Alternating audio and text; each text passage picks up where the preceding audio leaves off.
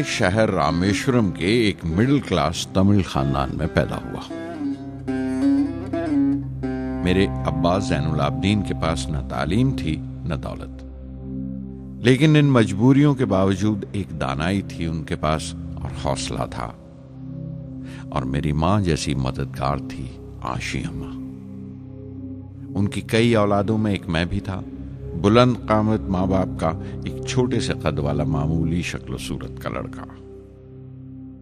अपने पुश्तैनी मकान में रहते थे हम, जो कभी 19वीं सदी में बना था। काफी वसी और पक्का मकान था रामेश्वरम की मस्जिद स्ट्रीट में।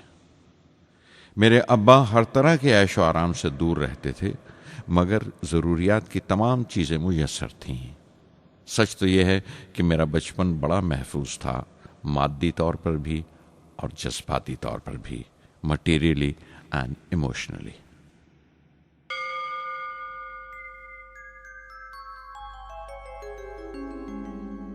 रामेश्वरम का मशहूर शिव मंदिर हमारे घर से सिर्फ 10 मिनट की दूरी पर था। हमारे इलाके में ज्यादा आबादी मुसलमानों की थी, फिर भी काफी हिंदू घराने थे जो बड़े इत्तेफाक से पड़ोस में रहते थे। हमारे इलाके में एक बड़ी पुरानी मस्जिद थी जहां मेरे अब्बा मुझे हर शाम नमाज पढ़ने के लिए ले जाया करते थे।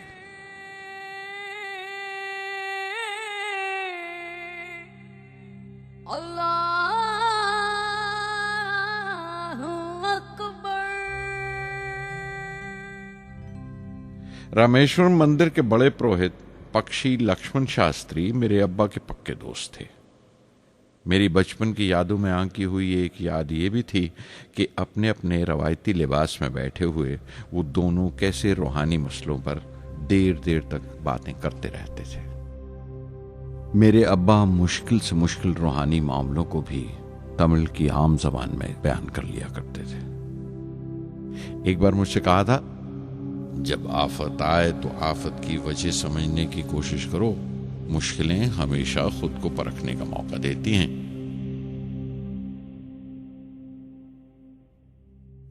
मैंने हमेशा अपनी साइंस और टेक्नोलॉजी में अब्बा के असूलों पर चलने की कोशिश की है।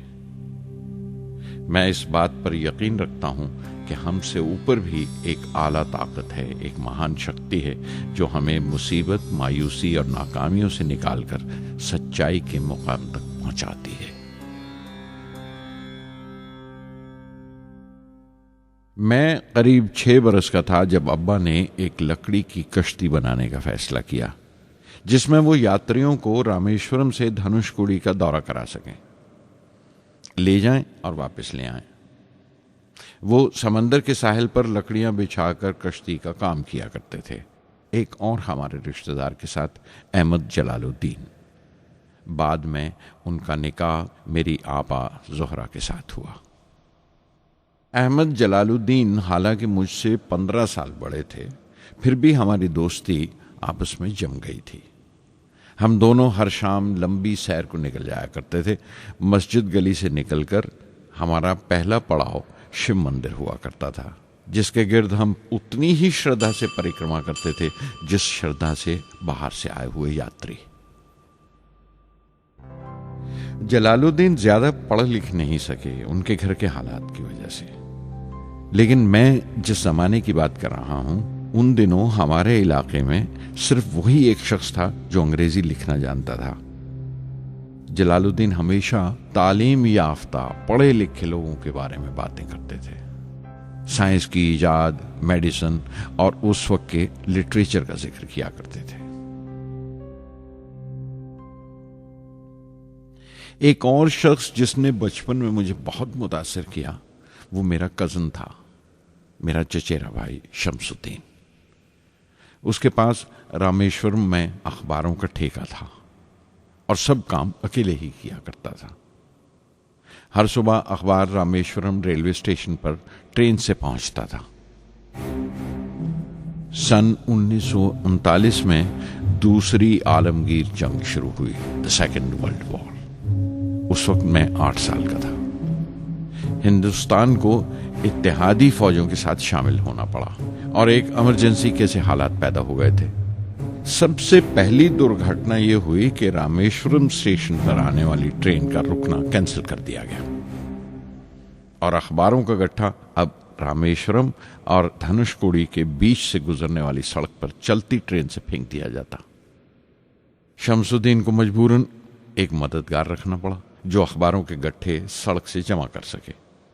वो मौका मुझे मिला और शमसुद्दीन मेरी पहली आमदनी की वजह बना।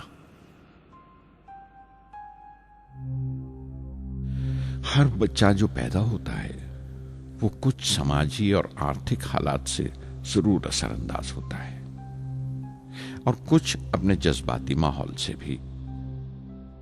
उसी तरह उसकी तरबियत होती है। मुझे दयानतदारी और सेल्फ डिसिप्लिन अपने अब्बा से विरासत में मिला था और मां से अच्छाई पर यकीन करना और रहमदिली। लेकिन जलालुद्दीन और शमसुद्दीन की सोहबत से जो असर मुझ पर पड़ा उससे सिर्फ मेरा बचपन ही महज अलग नहीं हुआ बल्कि आइंदा जिंदगी पर भी उसका बहुत बड़ा असर पड़ा।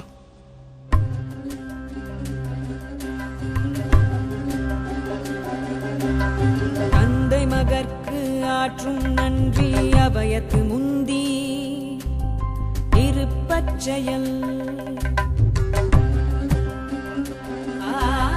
தந்தை மகற்கு ஆற்றும் நன்றி அபயத்து முந்தி இருப்பச்செயல் இருப்பச்செயல் மகன் தந்தைக்கு ஆற்றும் உதவி இவன் தந்தை என்னோற்றான்